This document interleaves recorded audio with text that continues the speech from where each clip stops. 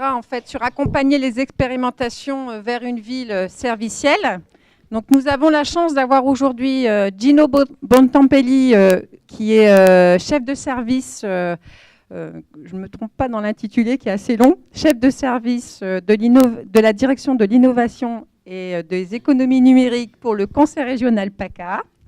Nous aurons ensuite en fait monsieur Fabre Julien qui lui est chargé de projet sur le numérique notamment, mais avec une vision encore plus large que PACA, puisque c'est PACA, Corse et Languedoc-Roussillon, de la Caisse des dépôts et de consignation. J'ai oublié l'essentiel. Et enfin, nous avons monsieur Jonathan Henouz de la métropole de Nice, qui illustrera en fait par un exemple de la Smart Cities de la métropole de Nice, en fait, l'ensemble des propos que vous aurez entendus aujourd'hui. Voilà. Donc, comme tout à l'heure, vous avez la possibilité d'intervenir en présentiel, mais également par le biais de Twitter. Donc, n'hésitez pas à interagir. C'est l'objet aussi de la journée. Voilà. Bien, bonjour à tous. Les rangs se sont un peu éclaircis pour le déjeuner, je vois. Je vais essayer de vous parler de Smart Territoire et de numérique. Donc, je suis chef de service innovation et économie numérique au Conseil régional. Vous comprendrez qu'avec les élections et le changement d'exécutif à la tête de la région, je ne puisse pas vous présenter la politique régionale qui est menée en matière de numérique. Donc plutôt que de ne pas venir, j'ai fait le choix d'essayer de regarder un peu globalement quelles pouvaient être un peu les trajectoires d'innovation dans les collectivités et sur les territoires qu'on pouvait voir se dessiner sur ces champs de croisement, territoire et innovation et numérique. Donc c'est une approche un peu plus large que je vous propose. Voilà. En introduction, je souhaite peut-être revenir 2 minutes sur ce mot numérique, parce que souvent, et on l'a vu ce matin dans les échanges et les discussions, la première approche, c'est une approche techno. Numérique, c'est des technologies, des réseaux, du matériel, voire des usages très spécifiques. Mais je pense que ce qu'il faut voir sur le numérique aussi, c'est d'abord et avant tout que ce sont d'abord des mécaniques culturelles, et que c'est presque un ensemble de valeurs, d'approches de fonctionnement économique et social, qui portent aujourd'hui, qui sont issus du monde de l'Internet évidemment, mais qui portent aujourd'hui l'essentiel des paradigmes qu'on peut voir dans le monde de l'innovation. On a parlé ce matin de commun, on a parlé d'innovation ouverte, on a parlé de méthode agile, tout ça ce sont des choses qui viennent du monde numérique et qu'on retrouve aujourd'hui dans d'autres domaines que le monde numérique. Et donc le numérique, c'est aussi les numériques, ce sont d'abord des cultures et peut-être même d'abord et avant tout des approches culturelles. Des approches culturelles qui se déclinent sous forme de conduite de projet, ça aussi ça a été évoqué, conduite de projet agile, des méthodes assez participatives et des approches qu'on appelle souvent de prototypage rapide, qui sont rendues possibles par justement le fait qu'un service numérique se prototype facilement, en tout cas beaucoup plus facilement qu'un bâtiment ou qu'autre chose. Donc ça c'est le premier point. Il ne faut surtout pas, à mon avis, limiter le numérique à une approche technique. Voilà. Ensuite, il y a une autre façon d'appréhender le numérique, et là aussi ça fait un peu une consolidation de ce qu'on a vu ce matin, qui est une sorte de typologie d'usage. On a vu ce matin que le numérique, ça peut être un outil d'optimisation de processus ou de choses déjà existantes. On va gagner quelques points de productivité, on va gagner quelques points d'efficience en numérisant un processus organisationnel, un processus de mise en place d'un service. Bon, mais c'est aussi et surtout, à mon avis, dans la période dans laquelle on est aujourd'hui, la possibilité d'avoir des services qui sont créés de façon beaucoup plus, alors c'est un mot de jargon, disruptive, c'est-à-dire beaucoup plus en rupture avec la façon dont les services sont organisés. Et cette opportunité rendue possible par le numérique est importante. Et le troisième point, c'est que ça va encore au-delà, parce que de mon point de vue, c'est aussi un environnement global pour toutes les activités humaines aujourd'hui. C'est-à-dire qu'on est dans une sorte de schéma où le numérique représente une sorte de nouvel espace public ou espace partagé qui sert à développer des entreprises, vendre des services, vivre, avoir une vie de famille. Donc on est dans quelque chose qui relève beaucoup de l'environnement. Et ce qui pose aussi la question de savoir comment on travaille collectivement et quel rapport du service public au numérique, parce que quand on est dans des logiques de commun et en fait d'espace public, se pose la question d'une gestion publique de ces espaces-là. Voilà, ceci étant dit, donc penser le numérique pour moi, c'est d'abord penser une certaine façon d'approcher les projets, de façon disruptive, ouverte.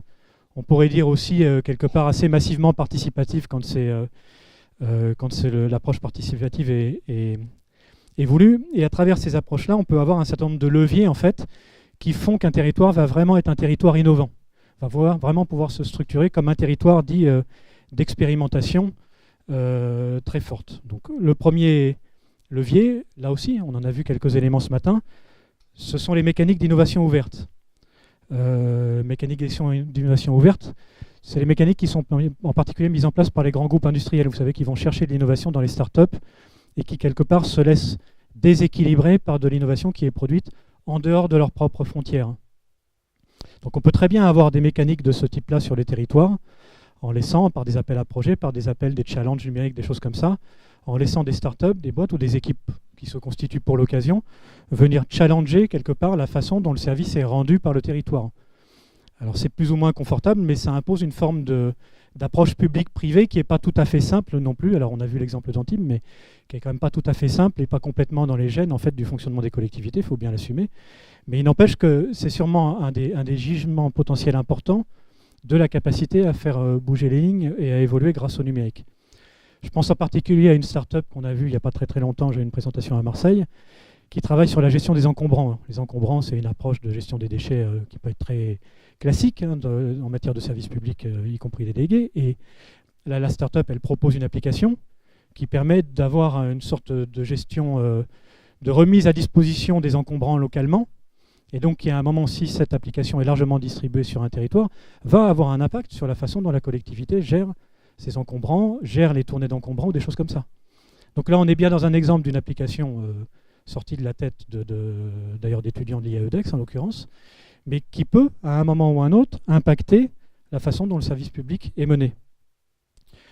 On peut aussi imaginer dans ce décloisonnement public-privé avoir des logiques de formation ou d'échange de personne à personne. Moi, il y a un exemple que je trouve intéressant, je crois que c'est le NUMA à Paris qui propose des formations ou des immersions dans le monde des startups pour des cadres qui ne sont pas dans cet univers-là. On peut imaginer un jour ou l'autre peut-être que des cadres des collectivités aillent faire ce qu'on appelle dans certaines mécaniques vie ma vie pour aller travailler dans d'autres structures ou à faire des stages d'immersion dans des structures de start-up ou des choses comme ça pour voir comment les choses peuvent fonctionner différemment.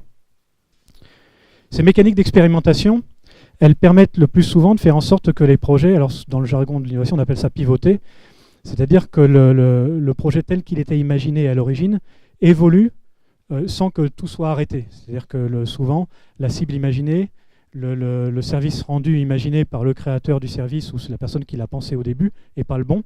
Et donc le fait d'expérimenter sur le terrain avec une méthode charpentée pour avoir un retour d'expérience et un retour d'usage permet à la personne qui porte le projet de voir que ça ne marche pas, de voir intelligemment que ça ne marche pas avec la bonne méthode, et donc de réorienter son projet et de retrouver un nouveau public ou, quand c'est une entreprise, un nouveau business model. Et cette importance du pivot dans toutes les mécaniques de start-up, on a parlé de BlaBlaCar ce matin, il me semble que BlaBlaCar a pivoté plusieurs fois, c'est vraiment important y compris pour les services qui sont produits par les collectivités. C'est-à-dire, une fois qu'on a l'idée d'origine, une fois que le prototype a été fait, la confrontation avec l'expérimentation bien faite, avec des méthodes d'expérimentation par l'usage ou des choses comme ça, doit permettre le pivot et doit permettre quelque part de sauver le projet et de sauver le service numérique innovant. Arrêtez-moi si je parle trop vite, hein, surtout. Alors, ensuite, le deuxième point, après donc l'expérimentation et l'innovation par l'ouverte, le deuxième point qui me semble important, c'est le fait de travailler sur l'appétence du territoire pour l'innovation. Alors, qu'est-ce que ça peut bien vouloir signifier? Là, on est vraiment dans des mécaniques d'encapacitation, c'est-à-dire de donner compétences et capacités au plus grand nombre à agir dans le champ de l'innovation numérique. Ça rejoint toutes les problématiques de la médiation numérique, mais pas que. Ça rejoint aussi les problématiques de culture scientifique, de culture entrepreneuriale, qui peut faire l'objet de programmes spécifiques pour être le plus largement diffusés, de façon à ce que les idées émergent le plus largement possible, que ce soit en interne dans les collectivités, ou alors en externe, quand il s'agit d'un écosystème territorial. Mais cette approche d'encapacitation, pour prendre un mot un peu de jargon là aussi, me semble vraiment importante pour multiplier en fait le flot entrant d'idées. Parce que comme il n'y en a quand même pas beaucoup qui arrivent à sortir à la fin, des solutions quand même pour faire en sorte qu'on ait des projets innovants, c'est de maximiser le flot à l'entrée. Et pour maximiser ce flot, faut qu'il y ait un maximum de personnes qui intègrent cette culture-là, qui aient envie en fait d'agir. Voilà. Et le troisième point, là aussi qui a été évoqué ce matin, ça concerne bien évidemment tout ce qui relève des infrastructures. Alors, les infrastructures en matière d'accès au débit, très haut débit, ça c'est clair. En matière de numérique, on ne peut pas avoir grand-chose s'il n'y a pas les tuyaux et s'il n'y a pas les infras physiques, on va dire. Mais moi, je pense aussi aux infrastructures immatérielles On a parlé d'open data, je pense qu'il faut aller au-delà, vraiment constituer des infrastructures de données beaucoup plus larges, des infrastructures de ce qu'on appelle des API, qui mutualisent les accès aux services et qui sont remises à disposition du plus grand nombre, que ce soit collectivité ou entreprise derrière, pour développer des nouveaux services. Tout à l'heure, j'ai dit qu'on était dans une gestion d'une sorte d'espace public. Là, sur les données, il y a une sorte d'espace public immatériel qui peut être peut-être pensé comme ça et qui doit permettre de construire quelque part un accès et des nouveaux services de façon beaucoup plus dynamique et innovante. Et c'est pour moi vraiment un nouveau métier des collectivités et des acteurs de l'innovation que de penser ces infrastructures immatérielles dans toutes leurs composantes sur les données ou sur les API ou même la virtualisation comme on l'a vu ce matin. Voilà, je ne veux pas terminer sans vous citer un entrepreneur alors, complètement privé. C'est Pierre Kosciusko-Morizet qui était le créateur historique d'un truc que vous connaissez peut-être qui s'appelle Price Minister, qui disait que l'esprit start-up, c'était l'envie de liberté, la volonté de ne pas entrer dans les cases, pas au sens de rébellion, mais au sens de s'autoriser à penser différemment. Et je suis convaincu que le numérique dans les collectivités, c'est d'abord et avant tout cette logique-là. Donc on va passer à Monsieur Fabre, de la Caisse de dépôt et de consignation. Donc, quel est le rôle aujourd'hui, la mission en fait, de la Caisse de dépôt par rapport en fait, à l'accompagnement des collectivités lorsqu'on veut s'engager dans une démarche du numérique? Oui, bonjour. Bonjour à tous, Julien Fabre. Donc, je suis basé à Marseille. Je gère les projets numériques pour la Caisse des dépôts sur la région PACA, Languedoc-Roussillon et Corse, comme vous l'avez indiqué.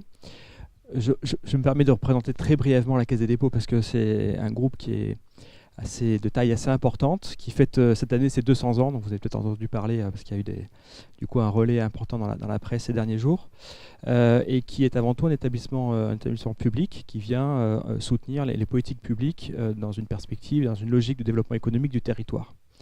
Caisse des dépôts, elle s'appuie sur deux jambes, j'ai envie de dire. Elle intervient dans un certain nombre de filiales dans le champ concurrentiel. La première de nos filiales qu'on partage avec l'État, c'est BPI France. Ce n'est pas exactement le champ concurrentiel, mais en tout cas BPI France, donc, comme vous le savez sûrement, a vocation à investir dans les entreprises et à développer les entreprises depuis leur phase de création jusqu'en financement en fonds propres pour leur croissance. On a d'autres filiales qui interviennent dans d'autres champs concurrentiels, CNP Assurance, Transdev, que vous connaissez peut-être, Régis, CNP, etc. Bon, voilà, ça c'est le volet concurrentiel. Et la Caisse des dépôts, c'est également un établissement public sous l'autorité du Parlement, qui lui travaille effectivement en soutien aux politiques publiques, qu'elles soient nationales, donc un peu dans une logique de déclinaison des politiques publiques nationales dans les territoires, ou qu'elles viennent effectivement des territoires. La Caisse des dépôts est un partenaire vraiment privilégié des collectivités territoriales. On a une implantation aujourd'hui nationale dans toutes les régions administratives françaises d'hier et donc aujourd'hui avec évidemment les évolutions que ça impose. En tout cas, la présence territoriale restera forte. On s'est fixé quatre priorités stratégiques donc, qui ont été fixées par le directeur général de la Caisse des dépôts, de travailler sur effectivement cette transition territoriale. Bon, alors il y a effectivement les fusions des régions, les créations des métropoles. Donc il y a des enjeux de recomposition territoriale du pays qui sont importantes et qui sont accompagnées. Deuxièmement, c'est les notions de transition démographique, que ce soit dans effectivement l'accompagnement au vieillissement ou alors plutôt au niveau des jeunes, des formations, etc. La troisième transition sur laquelle qui fait partie de nos priorités stratégiques, c'est évidemment la transition écologique et énergétique. Et la quatrième, c'est donc la transition numérique. Alors, pour focaliser sur cette quatrième transition qui est la transition numérique, en tant qu'établissement public financier, je n'ai pas précisé financier tout à l'heure, on intervient donc principalement avec des outils opérationnels dans le domaine du financement, que ce soit auprès des collectivités directement, notamment dans le cadre de prêts sur fonds d'épargne qu'on est capable de mobiliser pour financer des infrastructures de long terme, alors numériques ou autres d'ailleurs. Et on intervient aussi ce qu'on appelle en investissement. Donc là, c'est une façon d'intervenir qui est un petit peu différente probablement du modèle habituel auquel les collectivités sont généralement habituées, qui consiste en fait à porter des projets d'initiative publique et d'utilité publique, répondant à des enjeux de politique publique, mais avec des modèles qui permettent d'associer des partenaires privés avec lesquels on va bâtir un modèle économique et dans lequel la Caisse des dépôts va pouvoir donc investir avec des capitaux aux côtés de ce partenaire privé pour donc porter ce projet et le mettre en œuvre encore une fois, sous l'impulsion publique. C'est toute la particularité, je pense, de l'approche et du groupe Caisse des dépôts, c'est de faire ce lien entre la puissance publique qui porte les enjeux de politique publique et la mise en œuvre qui permet de mobiliser des partenaires et des financements privés, avec effectivement une logique de modèle économique pour que les projets puissent être pérennes, sans forcément reposer uniquement sur l'intervention des financements publics, qui, on le sait tous, sont quand même de plus en plus compliqués à mobiliser. Alors, pour continuer à zoomer sur le numérique, on a aussi un troisième pan de notre activité, parce que on n'est pas un financeur classique, lambda, qui intervient une fois que les projets sont effectivement aboutis. On intervient plutôt en amont, aux côtés des porteurs de projets, notamment publics, pour co-concevoir ces projets avec eux, dans la mesure où ils souhaitent les concevoir dans cette logique-là de partenariat public-privé, au sens large, pas le PPP tel qu'on le connaît en termes de montage juridique. Voilà. Et c'est vrai que ce type de montage assez innovant nécessite souvent des études amont de faisabilité technique, opérationnelle, financière, juridique.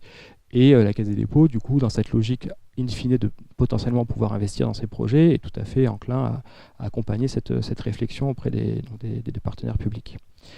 Alors sur le numérique, on intervient donc dans le domaine des infrastructures numériques. Alors comme le rappelait Gino, nous on a un petit adage qui dit « sans infra, rien ne se fera ». Donc je pense qu'on peut retenir ce point-là. C'est vrai que c'est un des premiers points sur lesquels la Caisse des dépôts s'est mobilisée il y a une quinzaine d'années. Et la logique, c'était effectivement de soutenir les projets d'initiative publique qui visaient à mieux équiper leur territoire quand elles faisaient le constat qu'effectivement leur territoire était dépourvu des infrastructures numériques qui vont bien, que ce soit ces dernières années avec le haut débit, ce qu'on appelle le dégroupage, donc la DSL, ou que ce soit maintenant, a fortiori, avec l'arrivée de la fibre optique, du très haut débit jusqu'au foyer. Et donc on est sur des projets dans lesquels, c'est exactement le modèle que je décrivais tout à l'heure, donc c'est un projet d'initiative publique en ce sens où c'est la collectivité qui fait donc le constat que son territoire est suffisamment mal couvert, et elle a recours à un partenaire privé qu'elle sélectionne avec une procédure ouverte, et ce partenaire privé va finalement porter le projet de la collectivité avec des montages de type DSP ou autre, et la Caisse des dépôts va venir investir dans le partenaire privé qui sera retenu par la collectivité pour lui apporter les fonds propres nécessaires pour que le projet puisse se développer. Alors elle intervient, ça c'est vraiment la fin du fin de l'intervention, mais elle intervient plutôt éventuellement en prêtant aux collectivités qui doivent éventuellement financer une partie de subvention publique pour que le modèle économique du délégataire fonctionne, parce qu'il n'y a pas de mystère, si ces territoires sont mal couverts, c'est qu'ils n'offrent pas forcément la rentabilité espérée par les partenaires privés habituels, et que d'où la nécessaire mobilisation des pouvoirs publics. Et elle intervient encore plus en amont auprès de centres de collectivités qui lancent des études amont pour effectivement cerner le projet qu'il faudra monter et la façon dont elles vont le monter. Voilà. C'est comme ça qu'on a participé notamment au cofinancement, au suivi de quasiment l'ensemble des schémas directeurs d'aménagement numérique des départements de la région PACA, qu'on travaille avec la région sur la SCORAN PACA, voilà, dans cette logique-là. Donc ça, c'est l'activité vraiment infrastructure. Et après, en parallèle, j'ai envie de dire, parce que nous, on croit beaucoup au triptyque infrastructure, usage et service. Donc on développe aussi des activités et des projets dans le domaine des usages et services innovants, avec une approche vraiment métier sur différentes thématiques, encore une fois, d'enjeux de politique publique. Donc on va retrouver les sujets liés donc, effectivement à la santé, au vieillissement. On va retrouver les enjeux liés au territoire, ce qu'on appelle les territoires intelligents. Donc là, c'est très vaste, parce que ça va des réseaux de capteurs à la mobilité intelligente et à tout d'autres domaines. Les domaines de l'éducation, les domaines du tourisme et du patrimoine, de la culture. Voilà. Et donc à chaque fois, avec cette logique d'essayer de monter des projets qui répondent à des enjeux de politique publique qui sont exprimés par des partenaires publics dans cette logique de projets privés donc, qui répondent à ces enjeux de politique publique. Et sur les usages, on a longtemps porté un programme qui s'appelle Cyberbase, que vous avez peut-être connu, qu'on a depuis arrêté parce que le temps a passé et que ce sujet-là a été bien approprié, je pense, par les acteurs du territoire. Et aujourd'hui, on a été mandaté par l'État pour mettre en place un autre dispositif qui s'appelle les maisons de services au public, qui a vocation effectivement à créer des lieux mutualisés pour que des partenaires plutôt publics qui sont dans une logique un peu de désertification des territoires puissent revenir avec une présence locale dans des sites un peu isolés. Et on pense qu'effectivement, dans une logique de mutualisation de ces services, on peut rapporter des services qui s'éloignent des territoires. Voilà en quelques mots effectivement l'intervention de la Caisse des dépôts. Alors, à moins qu'il y ait des questions, je voudrais juste introduire donc, un exemple effectivement d'initiative qu'on mène très concrètement avec la métropole Nice-Côte d'Azur, où on accompagne en ingénierie une réflexion pour essayer de voir comment on pourrait effectivement développer un réseau de capteurs à l'échelle d'une métropole et voir s'il y a effectivement un modèle économique pour que plutôt que ce soit la collectivité qui déploie tout ça sur ses propres deniers, finalement, qu'il y ait un tiers qui vienne investir sur le territoire et qui ait un modèle économique suffisamment rentable pour que les investissements qui sont consentis puissent lui permettre effectivement d'avoir un certain niveau de retour sur investissement. Voilà. Je pense que Jonathan pourra en reparler tout à l'heure. Ça fait partie des différents sujets de la Smart City que la métropole Nice-Côte d'Azur est en train de regarder.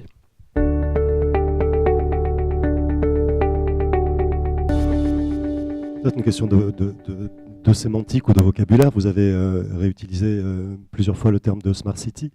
Je crois que ce matin, on entendait parler plutôt de ville servicielle.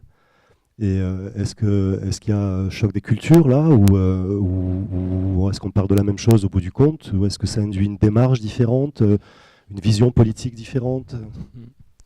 Oui, alors mea culpa si j'ai utilisé ce terme que moi-même je n'aime pas spécialement, mais alors le problème c'est qu'on est vite rattrapé par le jargonnage du secteur. C'est vrai que nous on est, bon je l'ai employé et c'est regrettable, mais c'est vrai qu'on n'est pas dans cette logique-là de développement d'une ville technologique qui s'appuie sur tout un tas effectivement de services technologiques qui dépassent le citoyen, voire le politique, et qui du coup nous dépassent tous. On est plus sur effectivement rendre la ville plus, ce qu'on appelle nous, plus astucieuse. D'ailleurs, on parle de villes intelligentes, mais on parle aussi de territoires en se disant qu'il n'y a pas que les villes. On a justement aussi travaillé à essayer de formaliser une démarche pour accompagner les territoires moins urbains, les grandes villes, en partant du constat que les grandes villes étaient quand même souvent effectivement adressées par les industriels du secteur, adressées en termes d'efforts avant-vente, si je puis dire, pour les équiper, alors que les territoires ruraux ou un peu plus isolés n'étaient pas effectivement visités par ces industriels d'une part, et puis en plus, il n'y avait pas forcément les ressources en interne, humaines ou financières, pour porter ce type de projet. Donc on a essayé de voir aussi comment est-ce qu'on pouvait aider les réflexions dans ce domaine-là. Nous, on pense que ça a été tout à fait bien dit par Gino, sur la même logique. On pense que le numérique, dans cet esprit-là, peut à la fois servir d'optimisation éventuellement de services existants. Si on prend l'exemple de la mobilité, par exemple, effectivement, le numérique peut permettre de mieux se déplacer parce qu'on peut avoir des calculs d'itinéraires peut-être mieux informés, plus intelligents, qui s'appuient sur des capteurs éventuellement prédictifs, etc. Mais après, le numérique peut servir aussi d'approche vraiment complètement de rupture, pour employer ce même terme, où du coup on va plutôt rapprocher par exemple le travail du domicile, et donc avec une notion de télétravail effectivement, mais peut-être mieux organisé en se sortant du télétravail à domicile, et du coup on évite finalement les déplacements. Donc on est carrément sur un autre, on se décale effectivement par rapport à la problématique, et le numérique offre cette possibilité-là. Après, sur comment est-ce que ça s'applique dans le domaine effectivement des territoires ou des villes, c'est le champ des possibles est très vaste. Et ce qui est important, c'est vraiment de revenir aux enjeux finalement de politique publique, qui sont portés à nouveau, comme on l'a dit ce matin, avant tout par les projets politiques des exécutifs qui mènent ces projets-là, pour d'abord savoir où est-ce qu'ils veulent aller. C'est-à-dire qu'est-ce que je veux faire de mon territoire ou de ma ville, qu'est-ce que je veux améliorer, quels sont mes grands objectifs.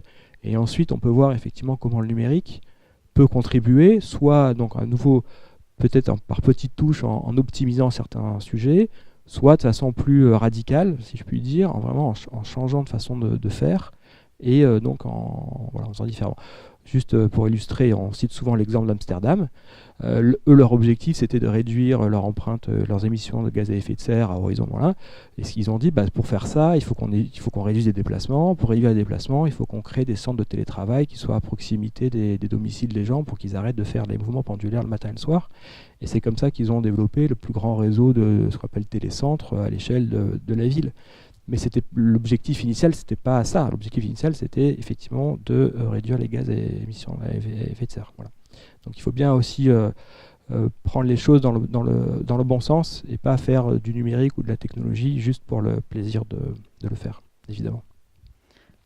On avait également une question d'un internaute qui nous demandait si les projets soutenus par la Caisse de dépôt et de consignation étaient tous forcément viables. Alors, c'est une bonne question. Est-ce qu'ils sont tous forcément viables? Alors déjà, effectivement, la Caisse des dépôts se positionne sur des projets pour lesquels l'initiative privée ne se suffit pas à elle-même. C'est-à-dire que si effectivement on est sur des sujets où les opérateurs privés au sens large apportent des solutions satisfaisantes notamment pour les pouvoirs publics, la Caisse des dépôts apparemment a raison de se mobiliser. Donc par définition, on se positionne sur des sujets qui sont généralement assez innovants au sens où ils n'ont pas été déjà éprouvés. Voilà. Et donc on est dans une logique effectivement de recherche de modèles économiques et de prise de risque peut-être sûrement plus importante que d'autres acteurs privés qui ont une logique de rentabilité et de prise de risque peut-être différente de celle de la Caisse des dépôts. Donc à la fois, on est prêt à prendre plus de risques, je pense, et deux, on est également plus patient. C'est-à-dire qu'on accepte d'attendre plus longtemps que le projet que le projet arrive à faire ses preuves et vive de ses propres ailes, ce qui est une particularité avec d'autres partenaires privés. Néanmoins, comme on n'intervient jamais seul, et toujours en partenariat avec des partenaires privés, à un moment donné, il faut que tout le monde s'y retrouve, et même si la Caisse des dépôts peut être patiente et assumer un certain niveau de risque, il faut que le partenaire privé qui est avec nous soit également dans cette logique-là. Donc la prise de risque, elle est commune, et du coup, effectivement, des fois on se trompe, voilà, mais on accepte ça en fait. Après, on est plus dans une logique financière, de gestion des risques et de ce qu'on appelle le portefeuille, avec des projets qui marchent mieux que d'autres et qui font que, grosso modo, le modèle est équilibré. Voilà. Donc, je vais essayer de vous présenter la stratégie de ville intelligente et durable souhaitée par la métropole Nice-Côte d'Azur, en vous présentant aussi quelques applications concrètes de terrain suite à l'appropriation du numérique par les différents services métiers de la métropole. Mais donc déjà, pour replacer un peu dans le contexte, la métropole Nice-Côte d'Azur, donc vous le savez, c'est un EPCI qui compte environ 540 000 habitants, qui regroupe 49 communes, qui comprend aussi la ville de Nice, bien sûr. Et ce qui est important à souligner, c'est cette zone en vert sur le schéma qui est donc l'Éco-Vallée, opération d'intérêt national, qui est un peu la zone d'aménagement nouvelle du territoire. Et c'est un peu le laboratoire vivant de la métropole où on va mettre en application justement le numérique. Donc le territoire, historiquement, axé son développement économique principalement sur le tourisme. Depuis 2008, la volonté politique de nos élus, c'est de diversifier un peu le champ d'action en termes de développement économique et de placer l'innovation comme un levier de développement économique pour le territoire. Donc là, ça fait un petit jeu de mots smart sur les thématiques en fait, qui concernent l'aménagement, tout ce qui a trait à la mobilité, à la e-santé, à la gestion des risques et à l'attractivité du territoire. Donc tout à l'heure, j'entendais parler d'écosystème du numérique. Donc au niveau de la métropole, on constitue justement cet écosystème du numérique avec les grands groupes du domaine de la ville intelligente, des objets connectés. Donc IBM, Orange, Cisco, on noue des partenariats, en fait, des conventions de partenariat globales sur des projets d'innovation avec ces grands partenaires. Mais aussi, on intègre la dimension start-up, notamment au travers du Centre européen des entreprises innovantes, qui est notre pépinière d'entreprises, qui héberge environ, je crois, 40 startups. Et en fait, tout ça sous le logo French Tech Côte d'Azur, puisqu'on a été labellisé en juin dernier. Et donc, j'ai mis ici aussi, on a signé en juin aussi un partenariat, la première coopération franco-monégasque en fait, donc avec la principauté de Monégasque, pour traiter des sujets justement de développement économique, d'innovation numérique et d'aménagement numérique du territoire.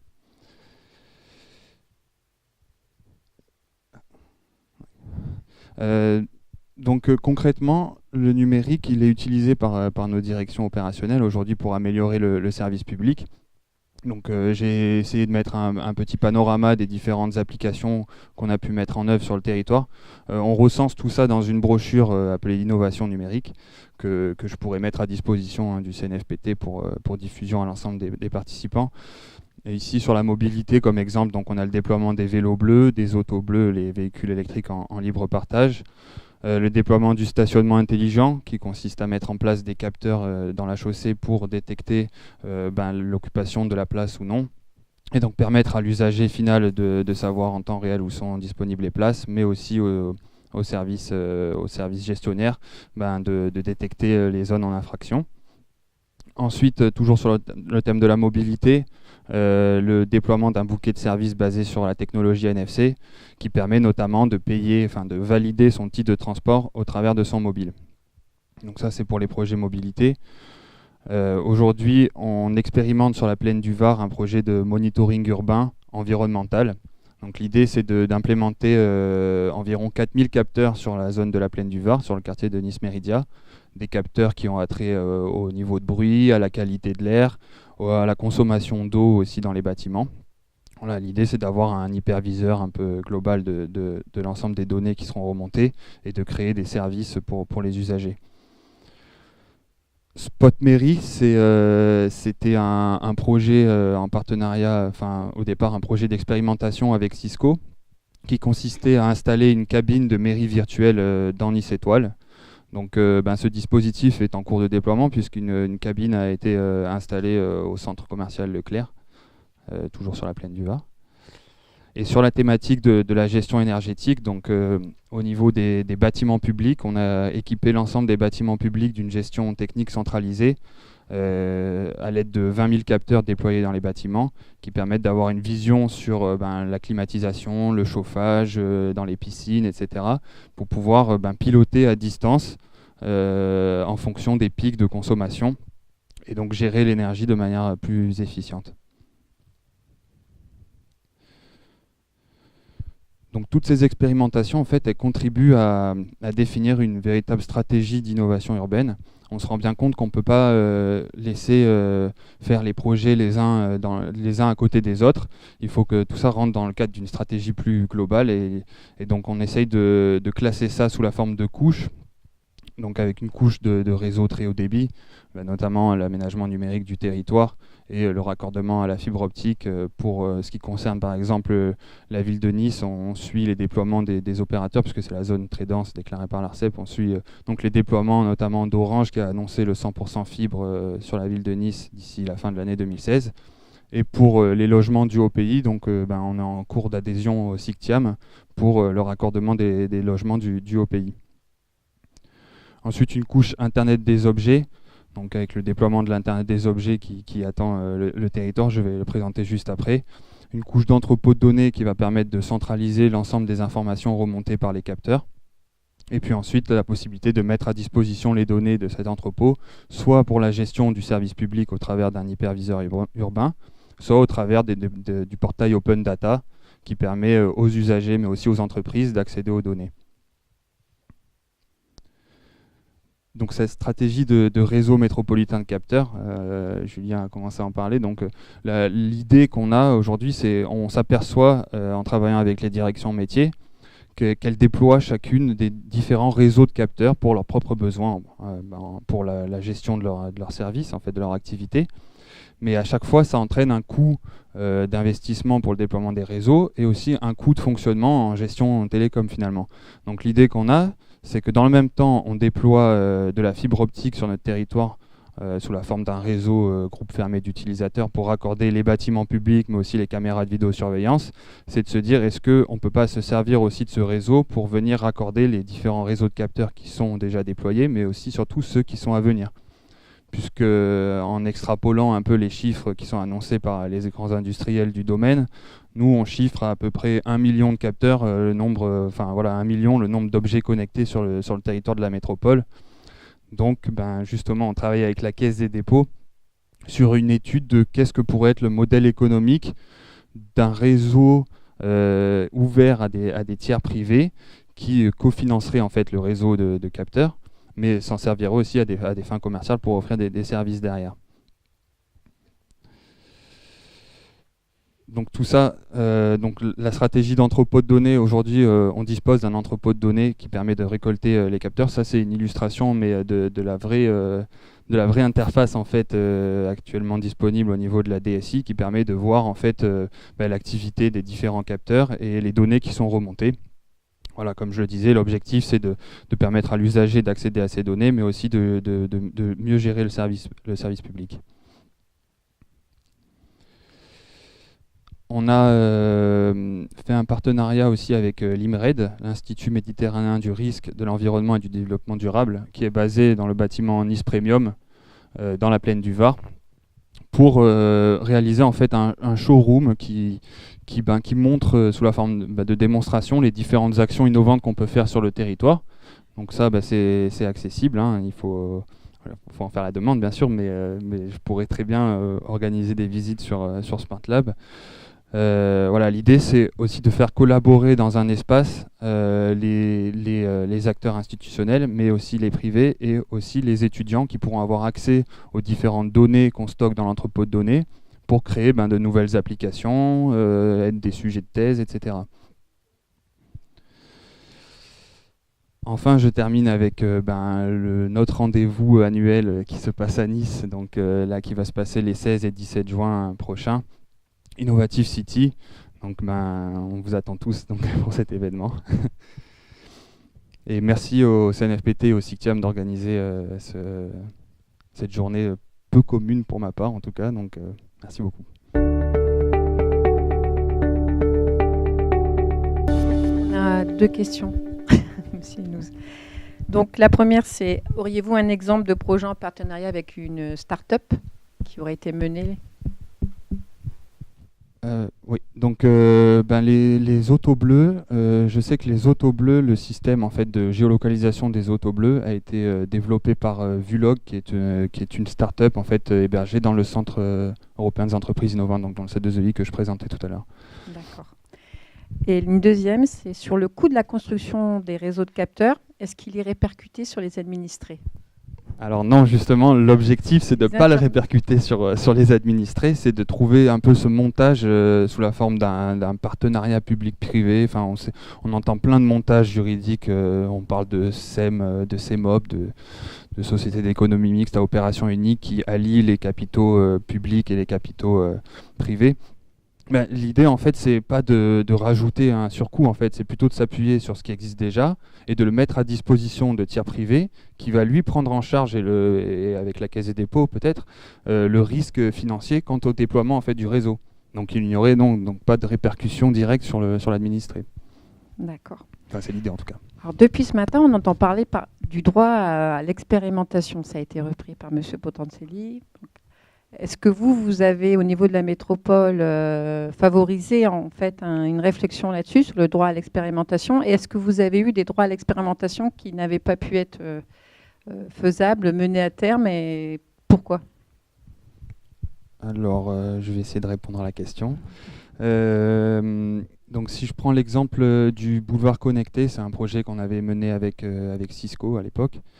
C'était une convention de partenariat, comme l'expliquait la personne de la ville d'Antibes, en fait, une convention de partenariat où Cisco apportait son savoir-faire, ses équipements, et nous on apportait aussi nos capacités techniques à mettre à disposition de notre territoire. Donc qu'il s'agisse des raccordements sur les lampadaires, des raccordements sur les caméras de vidéosurveillance d'équipements, etc. Voilà, mais donc il n'y avait aucun engagement financier de la part de la métropole sur ce type de convention. Après, il existe d'autres types de partenariats. Donc il y a des programmes de recherche et développement où là, chacun investit dans le projet, mais chacun récupère les droits et la propriété intellectuelle des résultats en fait, du programme. Donc c'est des projets en général gagnant-gagnant. Donc voilà. Et on travaille aujourd'hui, alors je vais être formé très prochainement d'ailleurs au niveau de la métropole, et ainsi que toutes les directions opérationnelles de la métropole qui sont amenées à passer ce type de convention à de nouveaux types de partenariats d'innovation en fait. Donc je pourrais vous en dire plus la prochaine fois peut-être. Très bien. Est-ce qu'il y a des questions dans la salle? Oui, vous avez parlé de parking connecté, de répression des fraudes. Comment ça marche? Est-ce que c'est des parkings privés, des parkings publics? Est-ce qu'il y a un central? Je ne crois pas avoir dit répression des fraudes. Non, répression mais par contre, aujourd'hui, donc, le système permet au travers d'une application à l'usager de voir donc, les places disponibles, mais aussi au travers d'un PC en fait, de voir les places, les voitures tampons en fait. Après, au niveau politique, je ne crois pas aujourd'hui qu'il y ait une politique qui s'appuie sur le système en termes de répression des fraudes. Maintenant, à la charge du politique de décider là-dessus. Oui, deux petits mots sur le partenariat d'innovation. C'est vrai que ça n'a pas été évoqué ce matin. C'est une évolution du Code des marchés publics qui date de l'année dernière, qui permet à une collectivité ou à un groupe de collectivités d'acheter auprès d'une entreprise ou de plusieurs entreprises de la recherche et développement pour développer en innovation un concept, regarder s'il est faisable, s'il est viable, et in fine, et donc tout ça doit être bien sûr prévu en amont dans un cahier des charges ad hoc, in fine, si le résultat du travail de la start-up ou de l'entreprise convient à la collectivité, eh bien, elle a la possibilité de faire jouer une option d'achat du produit fini.